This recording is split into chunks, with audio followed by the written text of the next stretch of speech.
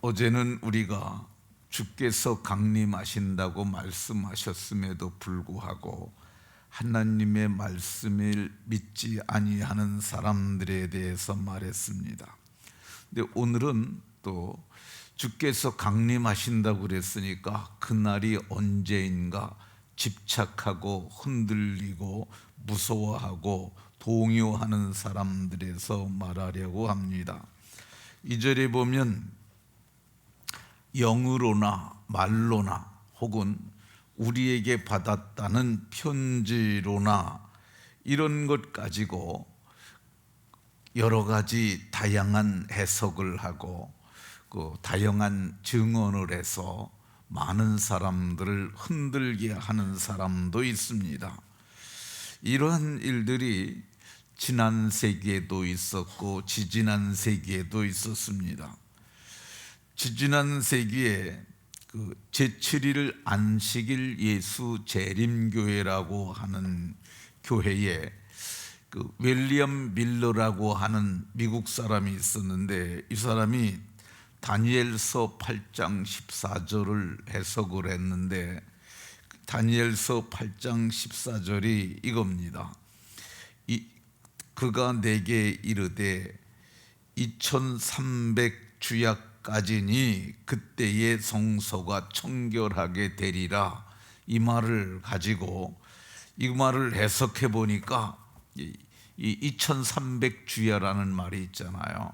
그러니까 이거를 가지고 연구를 한 거예요.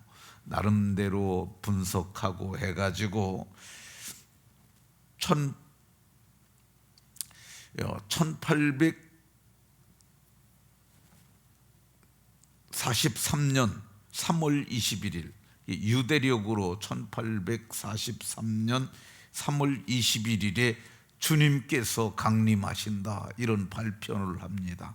그러니까 예수 재림교회가 그래서 재림교회인 거야. 근데 이 발표한 그날에 주님이 오시지 않았어요. 그러니까 그 사람들이 계산에 착오가 있었다. 그래가지고 그 이듬해 44년 10월 22일에 첫 번째는 유대력으로 발표를 했고, 두 번째는 그레고리안 달력, 오늘 우리가 사용하는 그 달력을 근거로 해서 10월 22일 날짜는 그날에 강림하실 것이라고 이렇게 말했는데, 그날에도 그리스도께서 강림하지 않으셨습니다.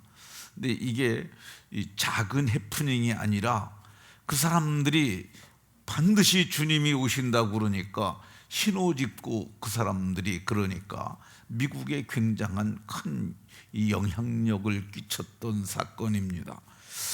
근데 주께서 오시지 않았거든요.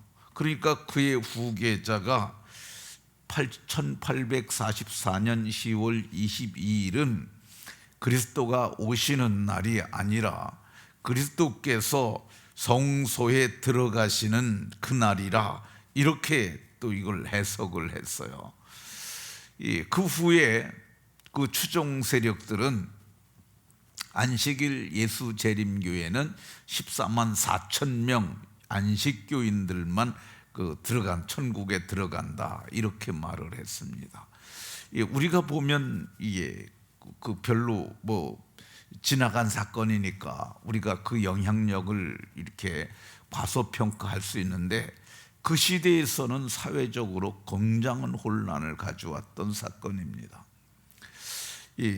사도께서는 영으로나 말로나 혹은 편지로나 이런 걸 가지고 그러는 사람들이 그때뿐만 아니라 주님 오실 때까지 계속될 것을 말씀하시는데, 우리나라에도 1990년대 세기 말에 다가올 미래라는 책을 출판한 사람이 있습니다. 그게 이장님이라는 사람이에요. 근데 그분은 생명의 말씀사에서 번역을 했던 사람인데, 이 사람이 책을 많이 번역하고 그러다가 이 사람이 주님이 오신다고 그렇게 확신을 갖게 됐어요. 그래서 다가올 미래, 다미 선교회라는 걸 만들고, 그리고 주님께서 오신다고 이렇게 발표를 했어요. 92년 10월 28일에 주님이 오신다고. 뭐 기억들이 나시기 36년 전, 37년 전 사건이니까 꽤 오래된 사건인데, 그때 그 사람들이 그런 거 발표를 했어요. 그리고 모여서들 기도하다가 영으로 받았다고. 동영상으로도 많이 그런 게 나왔는데, 애들이 모여가지고 주님께서 자기 영을 불러서 하늘로 데려가셔서 뭐 그런 신비한 체험들을 얘기를 하고, 그러니까 많은 사람들이 현혹이 됐어요. 그때 10월 28일에 휴거가 일어나니까 하늘로 올라가면 재산이 무슨 필요가 있느냐, 그러면서 교회에 다 바치라고 그랬어요. 그래서 그때 당시 92년도에 최저 월급이 20만 원이었어요. 근데 지금 220만 원 정도 되잖아요. 그럼 11배 차이 나는데, 그때 34억을 거뒀어요. 지금으로 얘기하면 340억 정도를 거둔 거죠. 근데 그 사람들이 10월 28일 날 모여가지고 그들이 모여서 기도하고, 또 저런 데서도 중계도 하고 그랬어요. 공중파에서도 그런 걸 저도 기억을 하는데, 12시에 강림하신다고 그랬는데 그날 아무 일도 일어나지 않았던 것을 봅니다. 근데 이거 다 성경을 잘못 해석하고 또 영으로 받았다고 해서 그래서 일어나는 거죠. 성경은 오늘 우리에게 말씀하시길 쉽게 마음을 흔들리거나 두려워하지 말아야 함을 말씀합니다. 앞으로도 그런 일이 일어날 수 있습니다. 그래도 우리는 이 개인의 체험이나 주관적 경험의 그런 걸 말할 때 거기에 현혹되지 말아야 합니다. 특별히 유튜브에 보면은 이상한 얘기들 많은데, 그런데 현혹되면 안 돼요. 안식일 교회에 사역하는 사람들도 목사라고 그럽니다. 그 사람들도 누구누구 목사라고 그러고 교회 이름 안 쓰면은 그 사람이 누군지 몰라요. 그 이단에 속한 자들도 다 목사라고 그러고 자기 소속 안 밝히고 어느 교회라고 안 밝히면은 누군지 몰라요. 그런데 그 사람들 말을 자꾸 따라가다 보게 되면 우리가 잘못될 수 있기 때문에, 유튜브는 지식과 정보의 바다라고도 하지만은 거기에는 온갖 잘못된 사상들도 많이 있으니까 변별해서 들어야 함을 말합니다. 그러면 왜 사도께서는 흔들려도 안 되고 두려워하지도 말아야 한다고 이렇게 얘기를 합니까? 그것은 그 사람들이 말하는 것이 다 거짓이기 때문에 그렇습니다. 예수님께서 이렇게 말씀하셨어요. 마태복음 24장 36절에 그날과 그때는 아무도 모르나니 아버지도 모르고 하늘에 있는 천사들도 모르고 아들도 모르고 오직 아버지만 아시느니라. 하나님 아버지만 아시고 아들 되시는 그리스도께서도 나도 모른다고 이렇게 말씀하셨는데, 그걸 안다고 하는 것은 다 거짓된 겁니다. 그러니까 주의 강림의 날은 누구도 모르는 겁니다. 그걸 안다고 그러면 그 말을 듣는 순간 예수님도 모르는 걸 네가 어떻게 아니, 이 거짓말하는 사람아, 이렇게 하고 그에게서 돌아서야 합니다. 자꾸 거짓말인 줄 알면서도 미련을 두고 하면은 그게 사기당하는 게 똑같아요. 사기도 그렇게 당합니다. 이거 사기꾼 나 이러다가 사기당하는 거 아니야, 그러면서 사기당하는 거야. 그러니까 성경이 이렇게 명료하게 얘기하고 있는데, 아버지만 아신다고 그랬는데 이장님이 어떻게 알고 윌리엄 밀러가 그걸 어떻게 알겠습니까? 그러니까 그런 말에 현혹되면 안 되는 거야. 그러나 예수님께서 말씀하셨어요. 주께서 다시 오시는 그날은 두 가지의 역사적으로 있었던 때와 같다고 말했습니다. 마태복음 24장 37절에 노아의 때와 같이 인자의 임함도 그러하리라.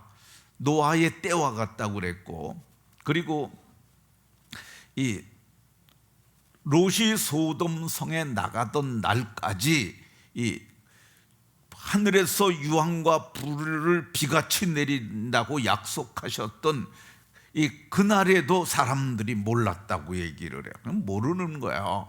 이게 여기 성경에 이렇게 얘기를 합니다. 홍수가 나서 그들을 멸하기까지 깨닫지 못하였으니, 이게 모른다는 거야. 성경은 그때를 누구도 모르는데, 그러면 그 때를 모르지만은 심판하시는 이유를 보면 예측은 할 수 있다고 말씀하셨어요. 베드로후서 2장 5절에 보면 경건하지 아니한 자들의 세상에 홍수를 내리셨으며, 이 경건하지 않아서 그렇다고 얘기를 하고 있고요. 베드로후서 2장 6절에도 경건하지 아니한 자들에게 본을 삼으셨으며 소돔과 고모라를 멸하셔서 경건하지 아니한 자들에게 본을 삼으셨다고 이렇게 얘기를 합니다. 그러면 이 노아의 때와 그리고 롯의 때, 그때 무슨 공통점이 있느냐 하면 그 시대에 불경건한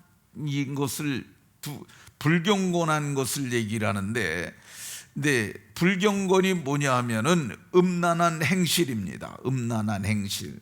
음란하여 다른 육체를 따라가다가 영원한 불의 형벌을 받음으로 거울이 되었느니라. 이 거울이라고 얘기를 하고 있어요. 거울을 보면 뭘 알 수 있습니까? 우리의 모습을 알 수 있잖아요. 시대라고 하는 거울을 우리가 보는 거야. 그러면은 시대가 음란하면 이게 주님이 오실 때가 가까웠구나, 이렇게 예측할 수 있는 거죠. 근데 이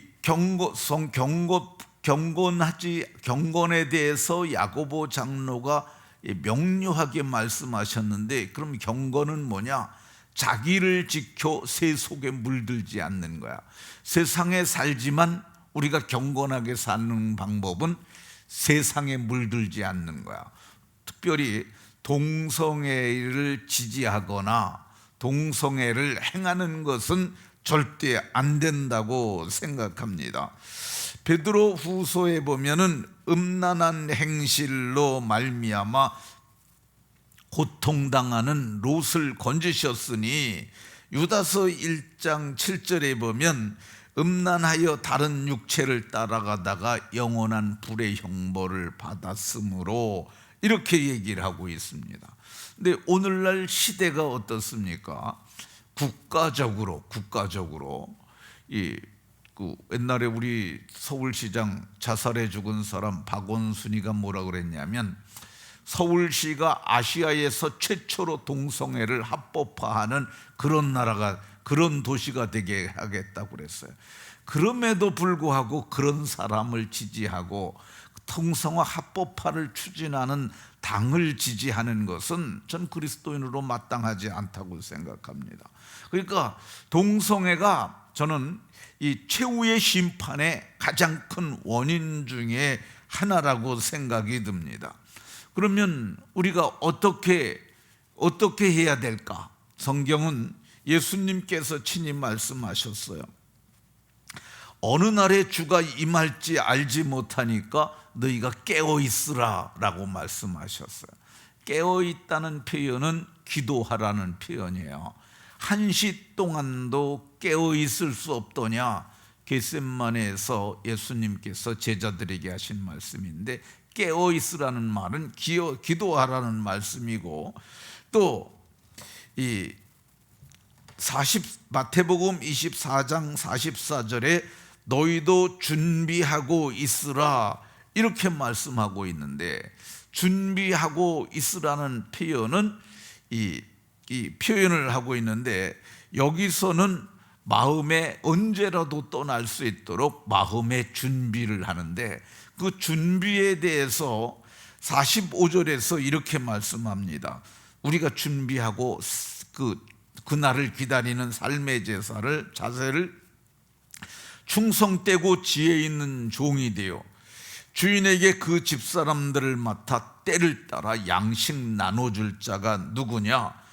주인이 올 때 그 종이 이렇게 하는 것을 보면 그 종에게 복이 있으리로다, 이렇게 말씀합니다. 그러니까 그 주의 강림을 준비하는 건 뭐냐면요, 때를 따라 양식 나눠주는 그 일을 하면서 기다리는 거야. 제가 성경을 이 부분을 읽을 때 저는 눈으로 성경을 읽거든요. 그냥 쭉쭉 봅니다. 굉장히 빨리 읽어요. 근데 때를 따라 양식 나눠줄 자가 누구냐, 이 부분을 읽을 때 저도 모르게 제 속 사람이 그런 거예요. 접니다 라고 이렇게 제가 반응을 했어요. 그리고 나서 내가 이게 지금 무슨 말을 한 거지? 근데 다시 읽어보니까 때를 따라 양식 나눠줄 자가 누구냐, 근데 제가 접니다 라고 반응을 했는데, 이 양식 나눠주는 게 뭐겠어요? 저는 양식이 두 가지라고 생각을 해요. 하나는 육신의 양식, 하나는 영의 양식.